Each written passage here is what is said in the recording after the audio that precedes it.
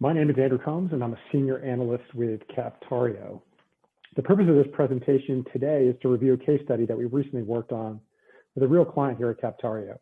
The case study pertains to the challenges of clinical trial recruitment and how delays in recruitment can have profound downstream impacts, particularly on sales and NPV.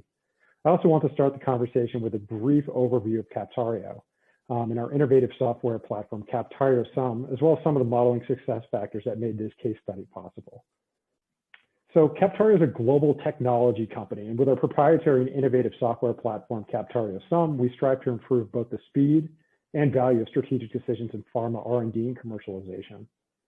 Captario Sum is a SaaS cloud-based modeling, simulation, and analytics platform that makes data-driven decisions from holistic and dynamic end-to-end models of projects or pharmaceutical assets, as well as portfolios. And as part of this case study, we'll highlight how we use Sum to solve a very pressing business question for one of our clients. In terms of specific capabilities of Captario Sum, again, we are an end-to-end strategic decision-making tool that's supported by a modeling platform, a Captario or a Monte Carlo simulation engine, as well as analytics and visualizations. So our modeling platform is highly flexible. We can build models from the ground up that span development and commercialization, or we can directly import a client's data into our system. We then run Monte Carlo simulations for these models to help us understand the possible range of outcomes, as well as the risks and uncertainties. We're also very flexible in terms of how we can view these simulation outcomes. So we have an in-house visualization package where we can build customized dashboards based on those simulations, but we can also easily sync with external BI tools and Excel as well. So getting to the meat of the presentation, as I mentioned, the purpose of the case study is to review a real-world client scenario and explore the downstream impacts of clinical trial recruitment delays. We all know that clinical development is an uncertain endeavor for the pharmaceutical industry, and as part of this case study, we specifically review how recruitment challenges can impact trial duration, launch timing, but more importantly, competitive positioning within the marketplace, i.e. order of entry, and the ultimate impact on sales and net present value. So I'll quickly review our client's business situation, how we approach the problem, as well as some of the key assumptions and outputs. Again, the primary challenge facing our client is recruiting patients for their pivotal trial for a single asset they've been developing. So they're developing a biomarker-driven asset within a high unmet need disease area. The market is really competitive in terms of the competitive future landscape. So one competitor is likely to enter the market during the same relative launch window. And naturally, being first to market is paramount for our client. Obviously, that confers generally greater market share, and obviously that has an impact in terms of positive sales and NPV. So our client forecasted a monthly patient recruitment rate as part of this pivotal phase 2 trial that would actually allow them to launch before this potential competitor. But as the COVID pandemic progressed, our client observed actual recruitment rates well below those forecasted. So this increased the uncertainty in their market order of entry. And obviously this significantly can decrease the risk-adjusted NPV of our client's asset.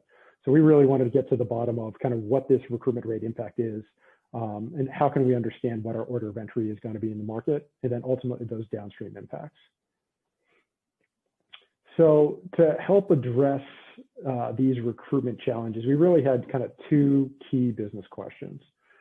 What will our monthly recruitment rate need to be as part of that pivotal trial so that we were actually first to market? And then the second is, what are the downstream impacts of these recruitment delays on our commercial opportunity, specifically around launch timing, sales, NPV, and things like that? So working with our client, we first constructed a model in Captario Sum that mirrored the clinical development plan for this asset. So this included key studies. You can see here it's a phase 1 asset progressing through a pivotal phase 2, ultimately through filing, and then hopefully ultimately making it to the market. So again, we include all the key studies of the clinical development plan, as well as decision points and the underlying assumptions tied to those activities and decision points. So think about probability of success of progressing through these activities.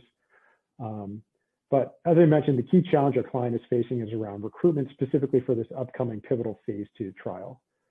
So what we did is, instead of inputting a duration range for this clinical trial, the activities that is ultimately going to be the primary driver of time to market, we created an expression in Captario Sum.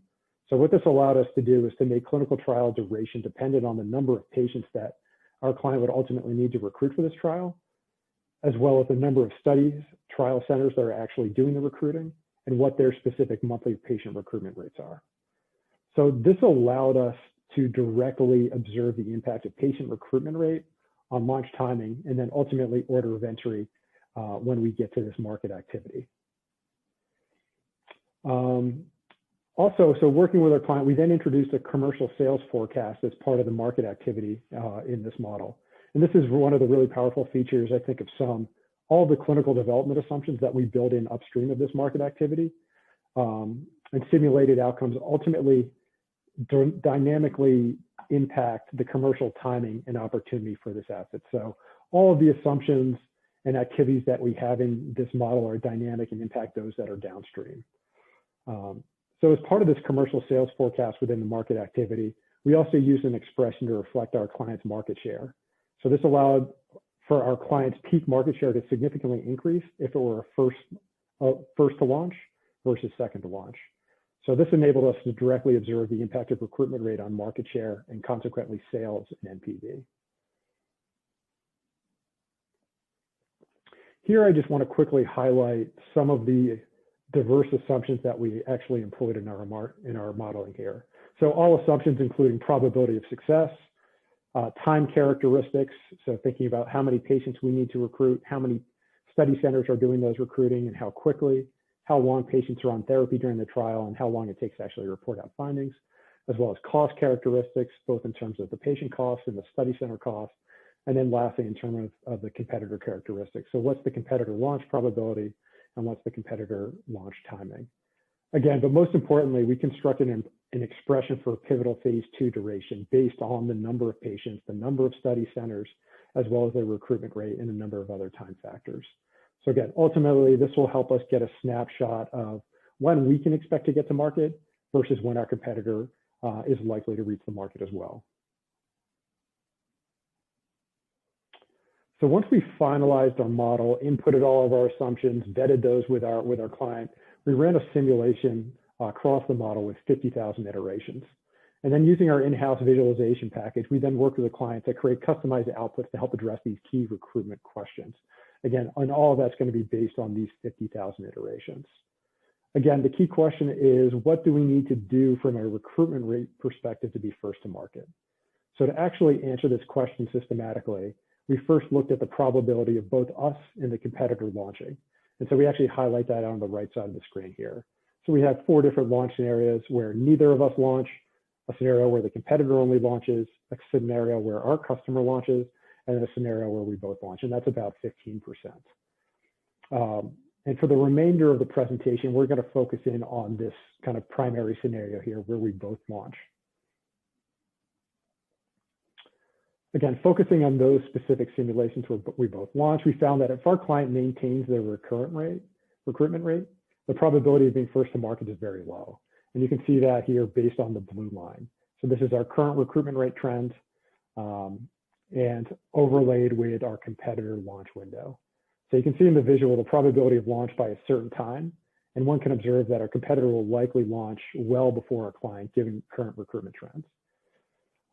In order to be a first mover, our client would need to significantly increase the monthly recruitment rate across the study centers doing that recruiting, and that would require additional, obviously, coordination, timing, expense.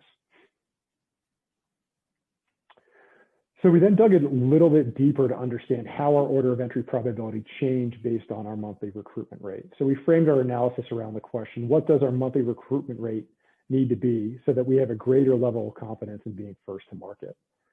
We found that our client would need to increase monthly recruitment by a number of patients each month to have a shot at being first to market.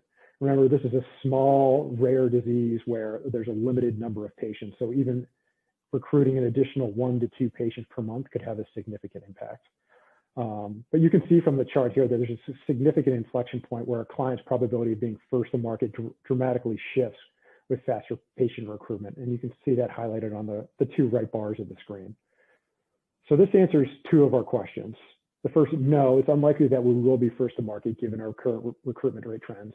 But yes, we can still be first to market if we actually do increase our phase 2 recruitment rate. So the next question we want to ask is, what impact does this actually have on the value of our client's product? So if we invest in recruiting more, what's our return going to be? So we looked at this from an NPV perspective to start. So this chart highlights the range of launch outcomes across our 50,000 simulation iteration.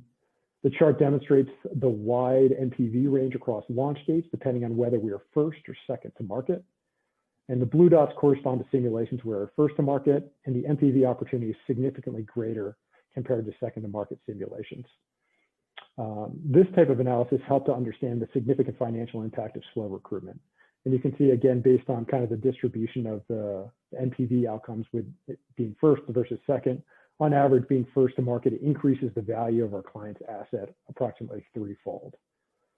So pairing this information with the cost impact of bringing online additional recruitment centers really helped to highlight the near-term recruitment cost expenses to accelerate recruitment would actually be significantly outweighed by the downstream sales benefits if they can actually beat their customer to market or competitor to market.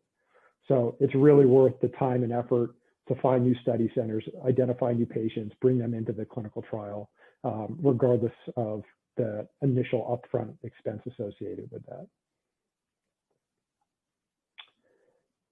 So based on our collaborative work with a customer, a few key learnings that we were able to uncover using Captario SUM. Again, first, if current recruitment rate trends continue for our client, they will likely be second to market and the value of the asset will be significantly lower. However, secondly, it's still possible to accelerate this phase 2 trial before it begins and beat this competitor to market. And finally, doing so is favorable. The increased recruitment expenses are outweighed by the downstream sales benefits, which dramatically increases the asset's NPV and ultimately ROI. And then even from a bigger picture perspective, this exercise enabled our client to really level set the broader organization about the true opportunity for this asset. So understanding the risks and uncertainty tied to these recruitment challenges, and in turn empower them to make difficult development decisions.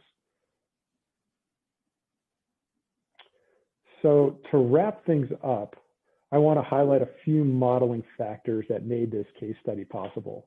First, there's a need for a dynamic model with customizable assumptions. This allowed us to directly tie the impact of recruitment on order of entry, as well as sales and NPV. To highlight the uncertainty of this endeavor, we relied on input ranges for assumptions, either as direct inputs or as part of broader expressions. We then ran thousands of simulations to understand all possible outcomes, and this helped to highlight all market scenarios. And really, lastly, customized outputs allowed us to understand and quantify that risk that we received from those simulations. To help our client understand this in a kind of a digestible and meaningful way. This really allowed us to break down a very complex problem into very simple, easily viewable answers. So thanks so much for the opportunity to speak today. Please do feel free to reach out to me if you do have any further questions or comments. And thanks much for participating.